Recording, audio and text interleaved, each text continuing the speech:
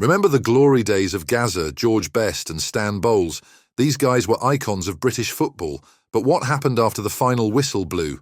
It's not a joke, lads. Some of the biggest names in UK football from the 70s and 80s went from the pitch to the streets. Today we're uncovering their stories and the dark side of fame they faced. On number 3, we have the one and only George Best. This guy was pure magic on the pitch. Nicknamed the fifth Beatle, he had the talent and the rockstar lifestyle, but off the field he battled alcoholism, which ultimately led to health and financial problems. It's a tragic story of a football genius who couldn't escape his demons. George Best was born in Belfast, Northern Ireland in 1946, and he was a football prodigy from the start. A scout for Manchester United once told the manager, Matt Busby, "I think I've found you a genius," and he was spot on.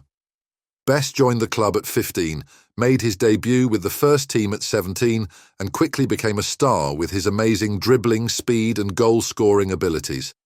He helped Manchester United win 2 league titles and the European Cup, making them the first English club to achieve this. In 1968, he was named European Footballer of the Year. With his long hair, good looks and flashy lifestyle, he earned the nickname the Fifth Beatle. But then things started to go downhill. Best's struggle with alcoholism began to take over his life. He retired from football at just 27, but his off-field antics kept making headlines. He tried several comebacks and played for different clubs, but his career never really bounced back. Best went from living a glamorous, wealthy life to hitting rock bottom. Once one of the highest paid and most celebrated athletes, he lost his fortune and his lifestyle. His life turned into a series of tabloid stories about his drunken antics and failed marriages. He went through multiple divorces and suffered severe health problems, including liver damage from heavy drinking. Even though there were moments of hope and brief returns to the field, he could never reclaim his former glory. George Best's story is a dramatic riches-to-rags tale. His incredible talent and charisma were overshadowed by personal demons. He passed away in 2005 at the age of 59, leaving behind a legacy as both a football genius and a troubled soul who experienced spectacular highs and tragic lows. Next, we have Paul Gascoigne, or Gazza as we all knew him.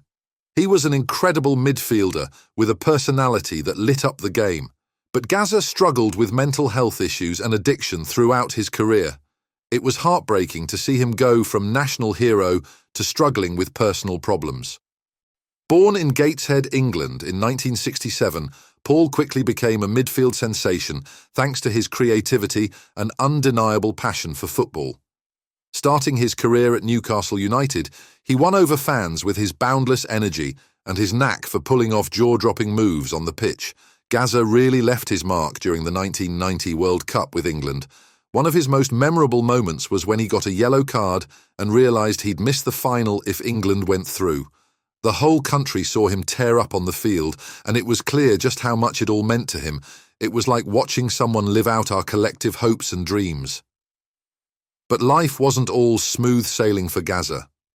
When Gazza burst onto the scene in the late 80s, he was immediately recognised not just for his skill, but for his larger-than-life personality. He was the kind of player who could light up a stadium with a single play, earning not just fame, but decent financial success along the way.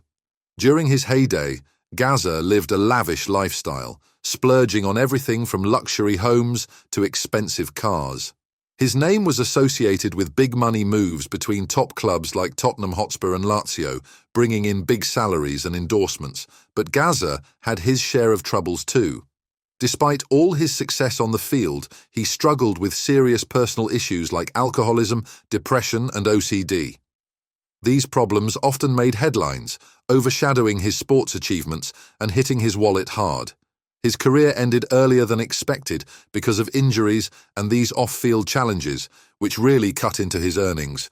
On top of that, he had big bills to pay for treatment and legal matters. Life after football hasn't been easy for Gazza.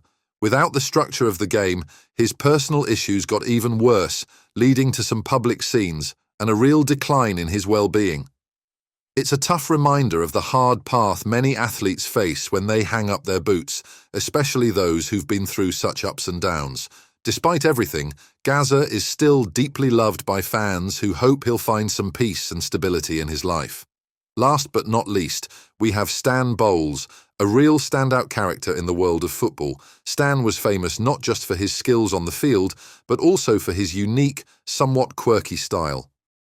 He was one of those players fans just couldn't help but love. Unfortunately, like the famous George Best, Stan struggled with alcohol and gambling, which were tough battles off the field. It's quite the sad life of a talented player who just couldn't keep his personal issues in check. Born in 1948 in Manchester, England, Stan was known for not following the crowd.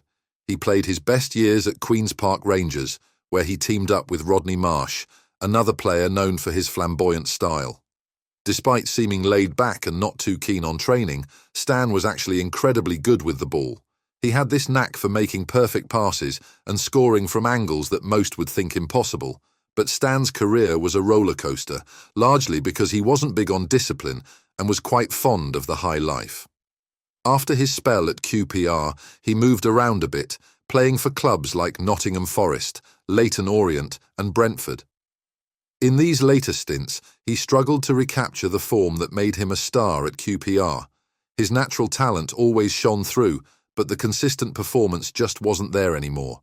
Eventually, his playing days wound down, and he found himself competing in the lower leagues, a far cry from his days of football glory. Life after football wasn't very kind to Stan either. Without the structure of professional play, he ran into some serious financial and personal difficulties. It's a common enough story among sports stars who live fast during their heydays and find it hard to adjust when the cheering stops. Despite these challenges, though, there's still a lot of love for Stan Bowles. Fans remember the thrill of watching him play, the way he could light up a game with his sheer unpredictability and skill. Today, Stan is seen as a symbol of an era when football was not just a sport, but an expression of personality. He's remembered fondly for the joy and the passion he brought to the pitch. In a way, Stan embodies a time when football was as much about the characters on the field as it was about the scores. All in all, these stories are just a few examples from UK football showing that even the biggest legends can have their struggles. And it's not just famous players like Paul and George who face tough times off the field. Other UK football legends have had their struggles too. Take Stan Collymore, for example. He was a fantastic striker, but he also dealt with depression, which often didn't get as much attention as his achievements on the pitch. Then there's Kenny Sansom, who was great for Arsenal and England, but later struggled with alcoholism and gambling, leading to big financial and personal problems. It's a real eye-opener that behind the glamour of sports fame, there's often a tough battle with things like addiction, mental health and money problems.